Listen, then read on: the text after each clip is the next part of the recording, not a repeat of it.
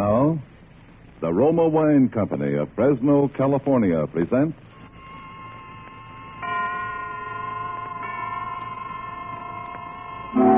Suspense. Tonight, Roma Wines bring you a play of suspense and smiles, starring William Bendix and Alan Jocelyn. Suspense is presented for your enjoyment by Roma Wines. That's R-O-M-A, Roma Wines. Those excellent California wines that can add so much pleasantness to the way you live, to your happiness in entertaining guests, to your enjoyment of everyday meals. Yes, right now a glassful would be very pleasant, as Roma Wines bring you a remarkable tale of suspense. And with Raymond Chandler's satirical suspense tale, Pearls Are a Nuisance. And with the performances of William Bendix and Alan Jocelyn, Roma Wines hope indeed to keep you in suspense. It's quite true I wasn't doing anything that morning except looking at a blank sheet of paper in my typewriter and thinking about writing a letter. It's also quite true that I don't have a great deal to do any morning, but I like not doing anything. It gives me something to do. And I don't like telephone calls that interfere with it. That's why I have two telephones, one a public phone that I can ignore, and the other a private phone, which I better answer if I know what's good for me, and I do. What did you say, darling? Oh, I said good morning, dear. How are you, darling? Busy? Yes and no. Mostly no. Why? Somebody has stolen Mrs. Penruddock's pearls, and I want you to find them. Possibly you think you have the police department on the line. This is the residence of Walter Gage. Walter Gage speaking. If you aren't out here in less than half an hour, you'll receive a small parcel by registered mail containing a diamond engagement ring. I'll tell Mr. Gage when he comes in.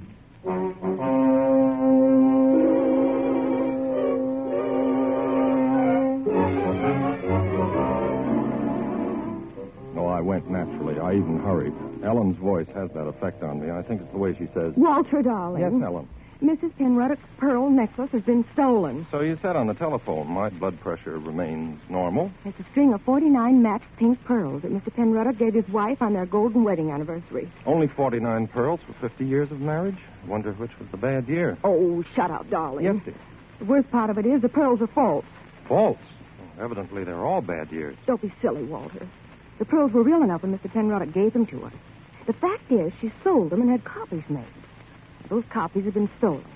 You've got to get them back, Walter. Well, what does it matter if they're false? Well, she's terrified that the thief will blackmail her when he finds out they're only imitations. If Mr. Penruddock ever hears that she sold originals... I begin to see what might be described as daylight. But where do I start looking for these baubles from which your elderly employer is so loath to be separated? Because I know who stole them. The chauffeur we had here a few months, Walter. A horrid big bruiser named Henry Eichelberger.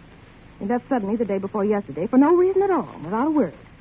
I'm sure he stole the pearls. How big did you say he is? About 6 feet. Well, in that case... 3. 3?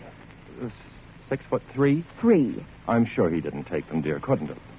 He tried to kiss me once, Walter. Oh, he did? Tried to kiss you, huh? Where is this big slab of meat, darling? Here's the address he gave me when he first came here to work. Sounds like an unpleasant neighborhood. Not half as unpleasant as it'll be for Eichelberger when I arrive. Tried to kiss you, did he? The pearls are the important thing, Walter. And be careful. He's 6'3", remember? I find it difficult to forget.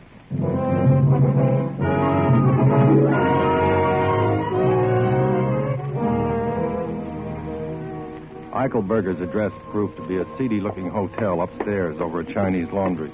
At the head of the stairs, the door marked manager. I rang the bell. Full up, Bud. Roll. I'm not inquiring for a room. I'm looking for one Henry Eichelberger, whom I'm informed lives here. If he does, he ain't registered. That, as of course you know, is contrary to the law. A wise guy, Hank. Down the hall, Jack. 218. Have the kindness to show me the way. Huh. What do you know? A duke, no less. Okay, your lordship. Pick up your feet, eh? This is it.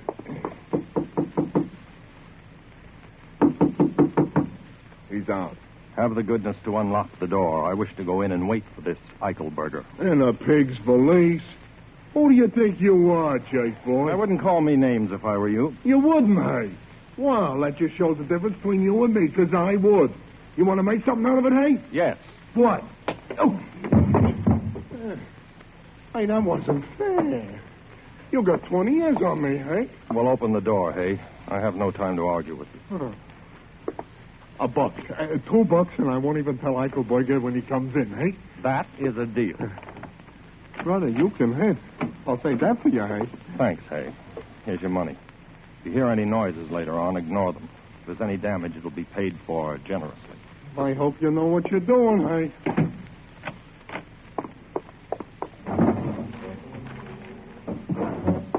I searched all the likely places where he might have hidden the necklace, and then I searched all the unlikely places. No necklace. Then I heard approaching footsteps.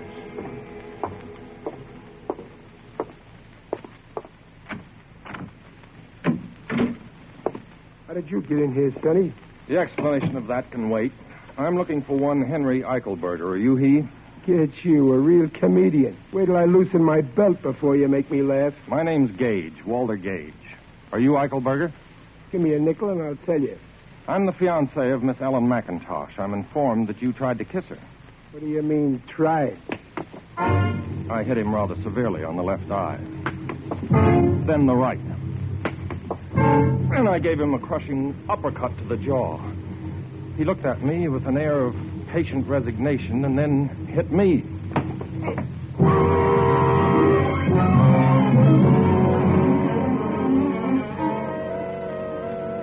I bent over and took hold of the room with both hands and spun it. When I had it nicely spinning, I gave it a full swing and hit myself on the back of the head with the floor.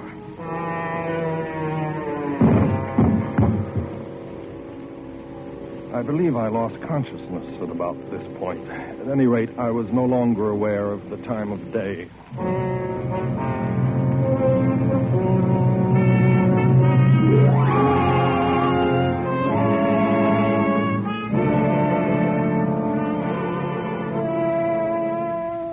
For Suspense, Roma Wines are bringing you as stars Mr. Alan Jocelyn and Mr. William Bendix, whom you are hearing in Pearls Are a Nuisance by Raymond Chandler, which is Roma Wine's presentation tonight of Suspense.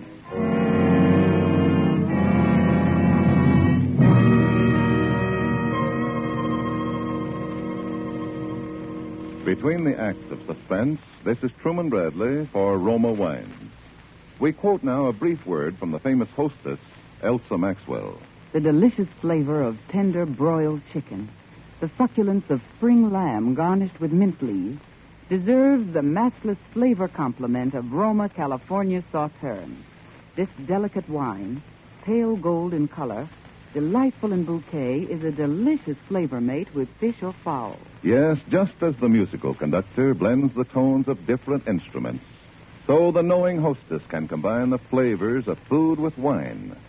Each glassful of Roma Sauterne is alight with Roma's rich heritage in winemaking. Here is a masterpiece of a wine grower's age-old skill. And all Roma wines, you'll find, are always unvaryingly good. The result of carefully selected grapes, picked at the peak of perfection in sunny California's choicest vineyards, and gently pressed. Then the natural juices are stored and guided with the ancient skill of Roma wineries to full goodness. Roma wines do not vary, are always high in quality, yet cost only pennies a glass. More Americans enjoy Roma than any other wines. R-O-M-A, Roma Wines. And now Roma Wines bring back to our Hollywood soundstage William Bendix as J. Henry Eichelberger and Alan Jocelyn as Walter Gage in Pearls Are a Nuisance, a muscular drama replete with situations well calculated to keep you in suspense.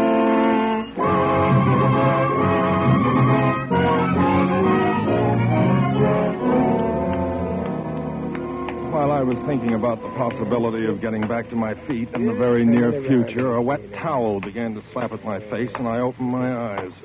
The face of one Henry Eichelberger was close to mine and bore a certain appearance of tender solicitude. You're all right, but I thought maybe you was killed, Jack. You got a stomach as weak as Chinese tea. What happened? As if I didn't know. You tripped on a itty-bitty tear in the carpet.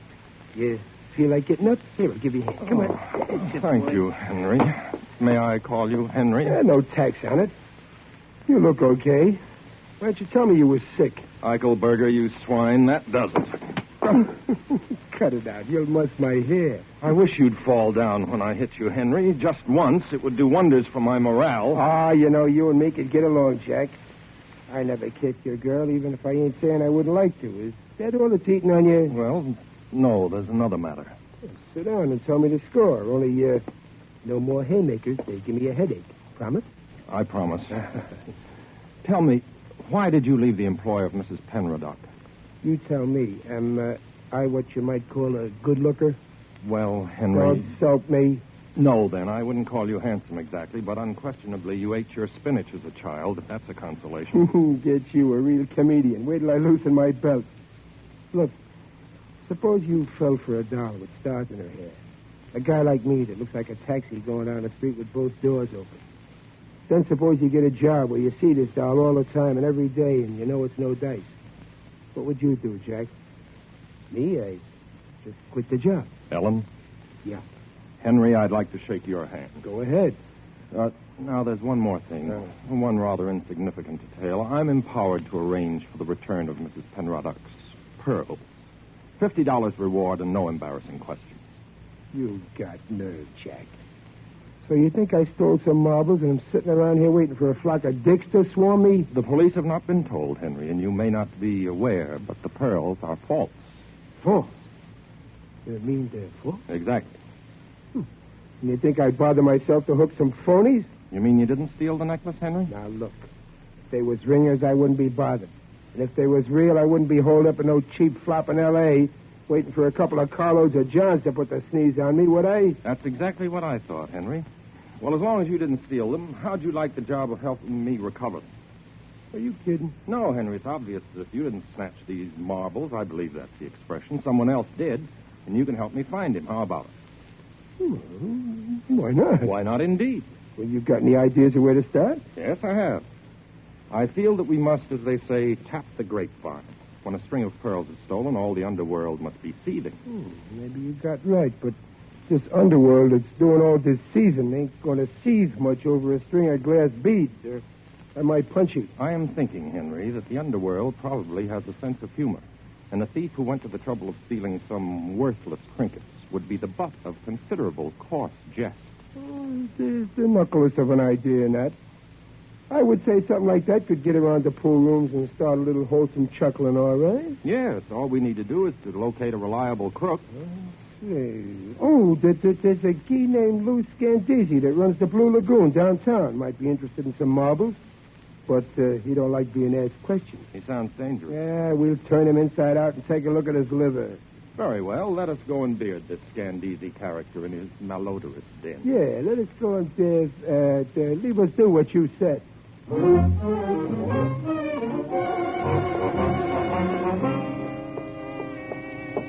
Mr. Scandisi's Blue Lagoon wasn't difficult to find. It was a rather soiled establishment bathed in an unpleasant blue light.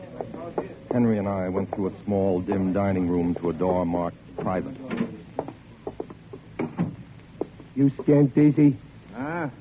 Who wants it to know? Me and my friend here want to talk to you. Oh?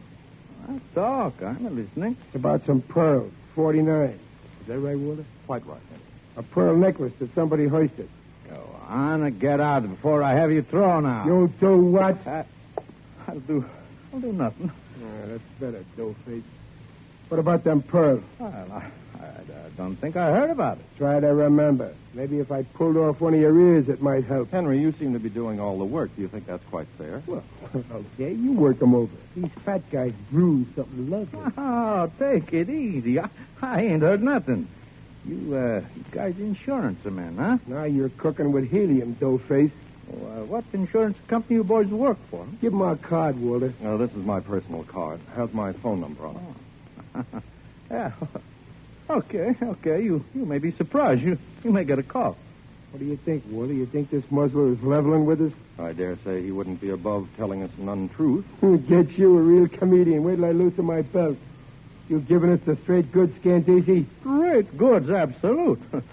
We'll cooperate. I bet you get a call. Okay. So long, Scandisi. And keep your schnozzle clean if you don't want to be looking for it under your desk, Hay. And that goes for your cat, too, Scandisi, hey.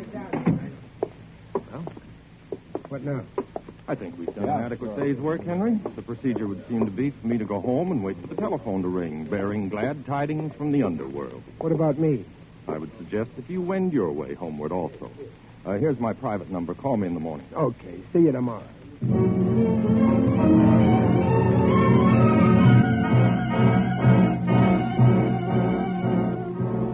I went home and waited for the phone to ring. I must have fallen asleep after a while. It was quite dark when the call came through.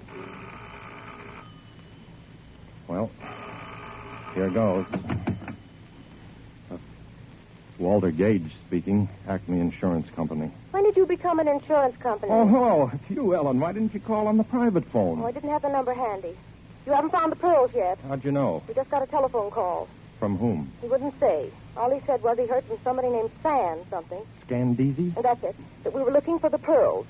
Has he found out the pearls are false? No. And I didn't tell him. All right, don't worry. We have an idea how to get them back. We?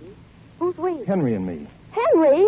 Henry who? Heidelberger. I've hired him to help me find the pearls. Are you out of your mind? Didn't Henry take the pearls? Of course not. He only left because he was in love with you. Oh, Walter, that big brute. How could you say such a thing? Ellen, I thought you'd be flattered. Flattered? I never want to speak to you again, Walter Gage. Goodbye. Ellen. Oh.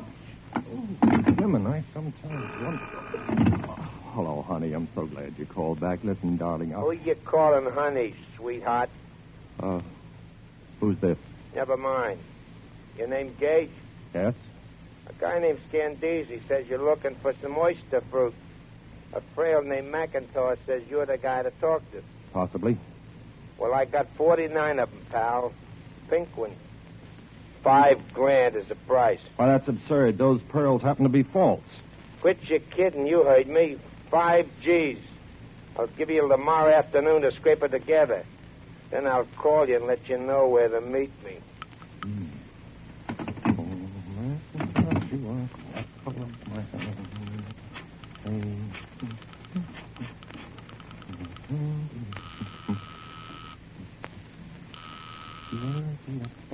Hello? Ellen, this is Walter. I told you I never wanted to speak to you again. All right, I won't speak to you. Just tell me the name of the man who sold Mrs. Penroddick's pearls for her. Gallimore, Roger Gallimore. He has a jewelry company downtown. Thank you. Walter! How do you like it, darling?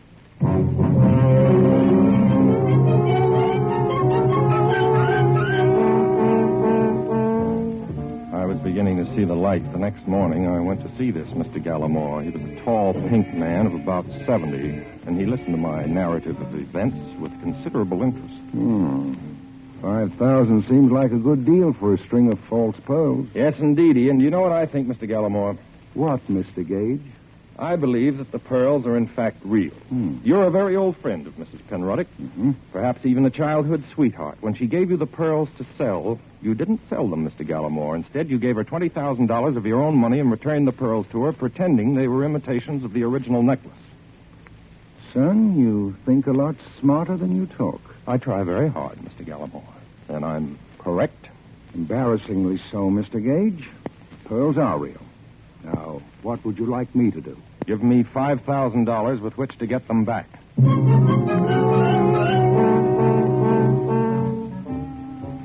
Mr. Gallimore felt much better after he'd had a glass of water, and some hours later I managed to convince him that I knew approximately what I was doing. He gave me a check for $5,000. This check, Henry. You mean he gave it to you? 5,000 fish, just like that? You have said it. Well, I'll be a Mickey Finn at a woman's club lunch. Kid, you got something with that daisy chain chatter of yours. Thank you, Henry. At any rate, all that remains now is for the phone to ring. Aha. You can say that again. Very well. Aha. Hello? Gage? Yes, who's this? Guess. You got the dough? It's in my pocket at this exact moment. If I have any assurance of honorable treatment, I'm prepared to go through with it. Oh, you get the marbles, okay. We're in this business a long time, and we can't afford the wealth. If we did it, it'd get around, and nobody would play with us. I understand. What are your instructions? Tonight at 8 sharp, you'll be at Pacific Palisades. You got that? Yes. At the end of the dirt road, corner Sunset and Corona Del Mar. Be there at 8 sharp. And come alone, and no guns. No funny business, no smart work, and no slip-up, nobody get hurt. That's the way we do business. Very well. Oh, one last thing. Where did you get my phone number from? Scandisi? Who else? 8 o'clock, then. And no tricks. That is very interesting. What? Telephone?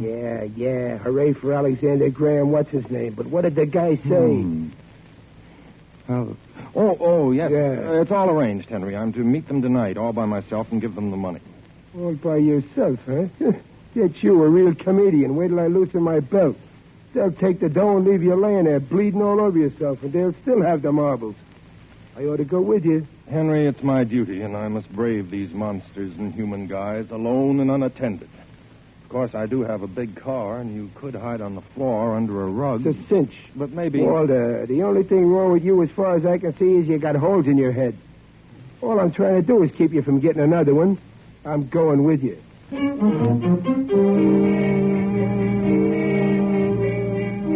it was settled. Henry was to go with me. That afternoon, I stopped at the bank where I cashed Mr. Gallimore's check and changed it into $100 bills. 3,500. You counted as though it were your own. 5,000. 5,000? 5,000. And now a roll of quarters, please. Roll of quarters, please. There seems to be an echo in here. Leave them in the wrapper. Ooh, quite heavy, aren't they? Yes, aren't they?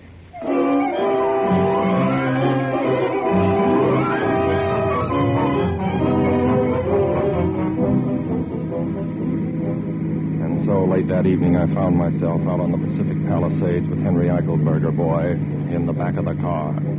I was very nervous. I think Henry was also. Neither of us were any too sure of what was going to happen that night. Oh, me back. What's the matter, Henry? Aren't you comfy back there? Oh, I'm comfy, all right. Only my heater keeps digging into me. Ain't we there yet? We're getting close. Stay down. This is business.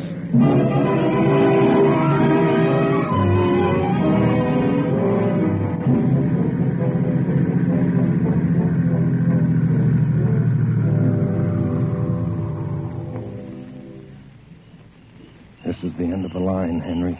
Be careful. They're probably watching me. Okay. What's that? It's me, Walter. My gun is breaking my back. Well, stop sitting on it. I did. Anything stirring? No, keep quiet. I'll make like a little mousey.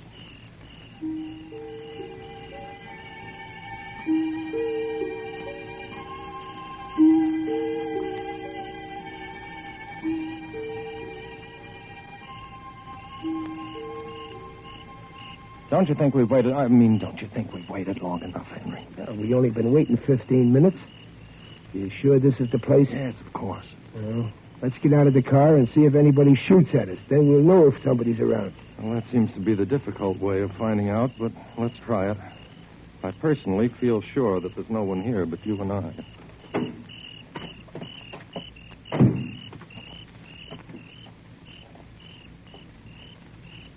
Suckered.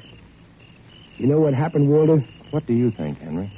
Well, it was just a tryout, that's all. Tomorrow this guy calls you again on the phone, and he says sorry, but they had to be careful, and they'll try again tonight, maybe. Maybe out in San Fernando Valley. And the price is now $10,000 on account of their extra trouble. I ought to go back and twist that Scandisi so he spends the rest of his life looking up his left pants leg. Well, Henry, what's the next move? Well, speed it home, I guess. Anyhow, I won't need this gun anymore. My back is sore enough from it.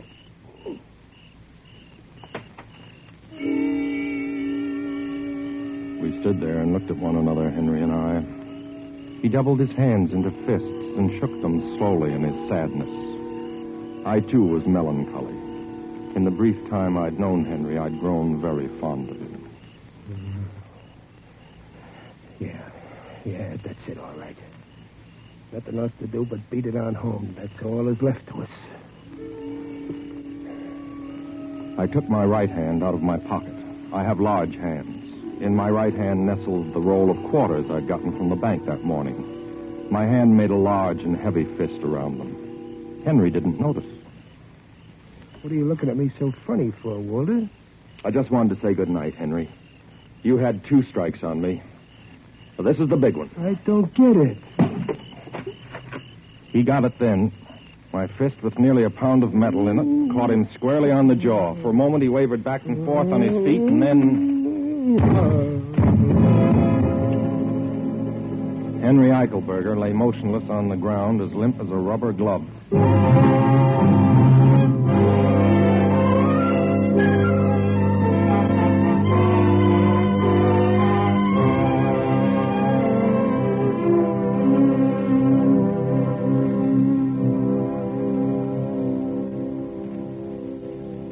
I found the pearls twined around his ankle inside his left sock.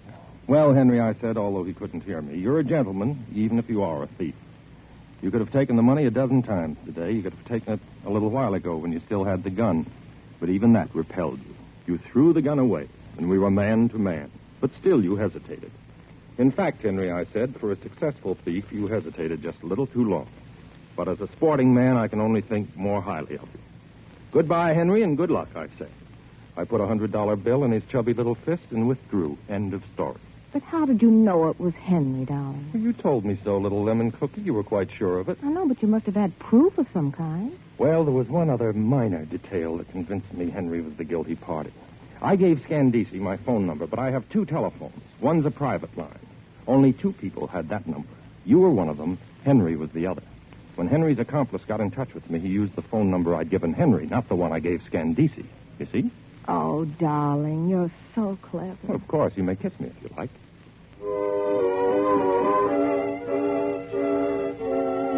A few months after Ellen and I were married, we received a letter postmarked Honolulu. It was from Henry. My dear Walter, I have only just received the joyous tidings that you and Ellen are embarked upon the happy tide of holy matrimony. I am so glad for you. I often think of you, Walter, particularly with an overwhelming curiosity as to what it was you struck me with that night. Ah, well, I dare say it can only be conjecture on my part now. A hammer, perhaps. That I allowed my jaw to be exposed to your weapon while I stood there meditating as to whether to take your 5,000 then or wait for 10 the following evening was a human error of judgment. At any rate, I entertain no feelings of ill will toward you. On the contrary, I am indebted to you greatly. The ease with which you talked Mr. Gallimore out of $5,000 has changed my life. I have been taking English lessons myself, and am now practicing on a wealthy widow woman, not without financial success. Ah, toujours le sport. Devotedly, Henry. P.S. Was it perchance an anvil, I wonder? You know, Henry wasn't such a bad fellow. All I really disliked him for was his barbaric English. Now he's changed that. Maybe I should have married him. What do you think, Walter? Oh, it gets you. A real comedian. Wait till I loosen my belt. And so closes Pearls Are a Nuisance, in which Roma Wines have brought you William Bendix and Alan Jocelyn as co-stars of tonight's study in Suspense. Suspense is produced, edited, and directed by William Spear. Before our stars return to the microphone, let me say a word for Roma Wines, the sponsor of Suspense. Elsa Maxwell's hospitality is always simple and unaffected. The other day she said, A few old friends, some comfortable chairs, a glass or 2 of good Roma California sherry, and there you have the perfect combination for a pleasant evening at home. In fact, you'll find the light, nut-like flavor of this glorious amber golden Roma sherry is delightful any time. A delicious prelude to dinner, a gracious note of hospitality whenever friends drop in. best of all, Roma Wines are so reasonably priced, any family can afford to serve them regularly. The goodness of Roma Wines can add a lot to the joy of your daily living. Always delightful, always unvaryingly high in quality, yet cost only pennies a glass. And the next time you use vermouth, sweet or dry, use Roma vermouth. Zestful, herb-flavored Roma vermouth is blended, mellowed, developed, and bottled in California with all the traditional winemaking skill of Roma wineries. Try Roma vermouth soon, won't you? This is Alan Jocelyn. I trust that you dyed-in-the-wool suspense fans who are accustomed to somewhat heavier meat on these Thursday dramas weren't displeased with our efforts in the interests of gaiety and insouciance. Do you concur, Mr. Bendix? Who gets you, a real comedian? Wait till I loosen my galluses. Courtesy impels me to tell you that Mr. Bendix here is being heard weekly on his own radio show, The Life of Riley, and Paramount impels me to say that he'll soon be seen in their production 2 years before the match. Permit me to return the favor, hey? Alan Jocelyn is soon going to be seen in the 20th Century Fox 30th anniversary production, Colonel Effingham's Raid. Thanks, Bill. No, not at all, not at all. Next Thursday, you will hear John Payne and Stuart Irwin as stars of Suspense. Presented by Roma Wines, R-O-M-A, made in California for enjoyment throughout the world. This is CBS, the Columbia Broadcasting System.